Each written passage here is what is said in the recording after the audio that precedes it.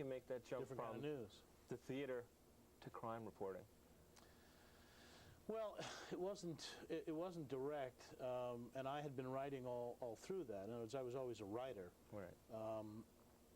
But in a certain sense, some of those skills stood me well, because they're sort of, personal skills, and meeting people and talking to them and that sort of thing, and that's helpful. That's helpful. But one thing you can't fake is people know if you're phony. I mean, they really do.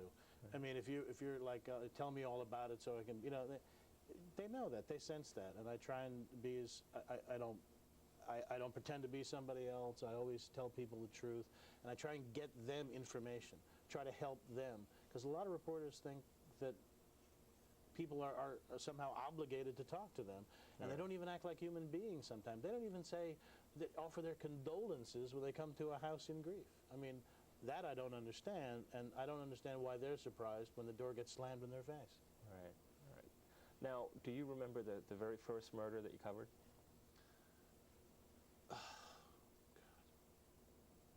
I have to be honest with you. No, I don't. And sometimes people say, well, didn't you cover that such and such a murder? Well, which murder? Well, the double murder that so and so.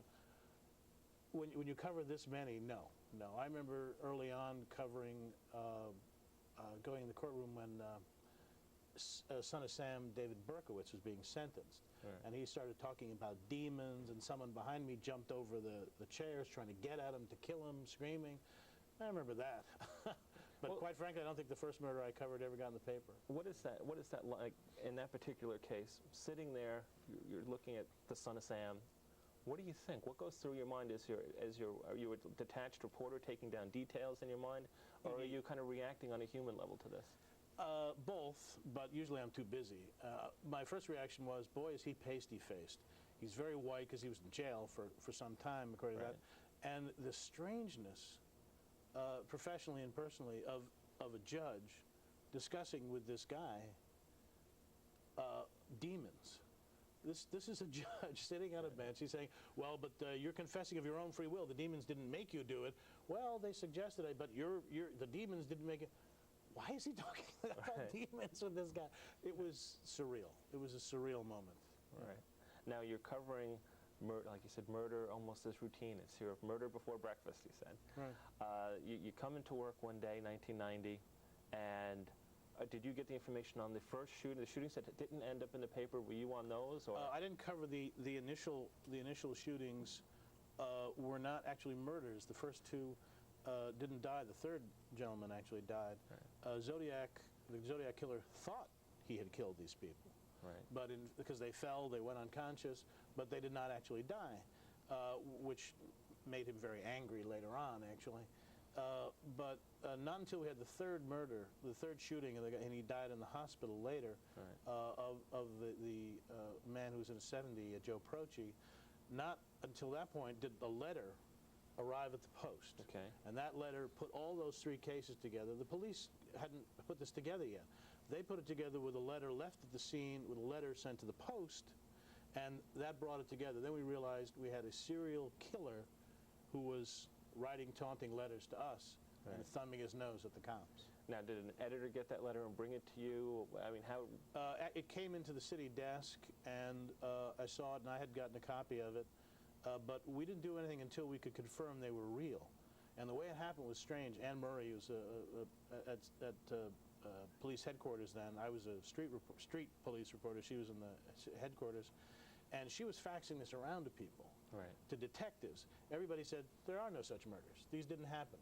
Because Zodiac wrote a letter saying dead on such and such a place and time. Right. March 8th, March 29th, but they weren't dead. That's where the confusion went in. Until Bill Clark, who later gained fame from NYPD Blue, right, walked into a precinct in Queens and said, hey, wait a minute, I got those. This is the shooting. This is that it all came together. Of the original letter? Yes. So you get this letter, you're looking at it, you determine whether there were these three shootings. Mm-hmm. Now, he was claiming that he killed all three at this point. When did he find out that he didn't kill the first two? This is actually a later letter. Okay. I'm sorry. This is after he shot the guy in Central Park. Okay. But he had listed the initial three And when they put that together, they knew they had something.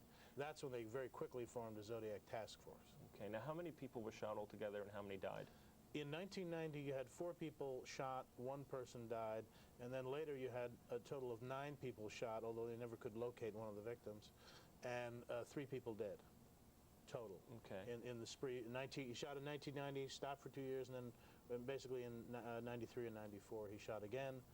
Another couple of years went by, and then later on there was a dramatic shootout after he shot his sister. Right. And they shot it out with cops. Now, looking at this letter, what can you tell me is distinctive and important as far as the case and your investigation? Well, of course, you see on the right side of the letter there's that very distinctive circle and cross, which is the Zodiac symbol, right. which Eddie Seda is a copycat.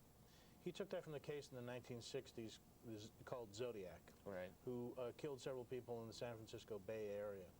And in at least one of those, that guy wore a mask, and there was a book done about that. And this mask, he's drawing a mask here saying, me in the park, is this similar? No, one Zodiac. That's because the Zodiac killer in New York wanted us to think that he was the same Zodiac as in San Francisco. Now, we don't yet know whether Eddie Seda really thought he was the Zodiac, or that the spirit of Zodiac was coming into his body and possessing him, right. or that he thought he was being clever in that he could commit free murders by pretending to be the Zodiac from San Francisco. So in addition to being a murderer, he's an imposter, basically, yes. as far as we know. Oh, yes. The only thing that's original, actually, is shooting one person for each astrological sign. That's new. He made that up himself. And what baffled police and made it very difficult and scary is that he knew these people's signs. These signs here, as you go around this astrological wheel, Scorpio, Gemini, Taurus, and around there, that baseball is supposed to be a Cancer, but it looks more like a baseball. He was a baseball fan, after all. And cops couldn't figure out, how did this guy know the signs? Did he have access to a computer, a database? This is very scary, because if you were one of these signs that hadn't been shot on these certain nights every 21 days, right. The cycle that he was shooting in, you could be next. That's what made it so scary. Why was it